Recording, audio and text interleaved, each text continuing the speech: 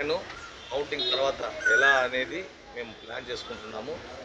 Counting తర్వాత జరిగే పరిణామాల్ని దృష్టిలో పెట్టుకొని ముందు జరిగే సంఘటనలు కానీ దృష్టిలో పెట్టుకొని టీడీపీ, వైసీపీ, కాంగ్రెస్, బీజేపీ అందరూ సంబంధించిన ట్రబుల్ మాంగర్స్ కానీ బైండ్ ఓవర్ చేసిన వాళ్ళని కానీ అందరూ తీసుకొని వచ్చి రోజు కౌన్సిలింగ్ చేయడం మా అధికారులు ఉత్తర్వులు పాటిస్తున్నాము. ఫస్ట్ మంచిగా చెప్పి చూస్తున్నాము, తర్వాత వాళ్ళకి బైండ్ ఓవర్ చేయిస్తున్నాము.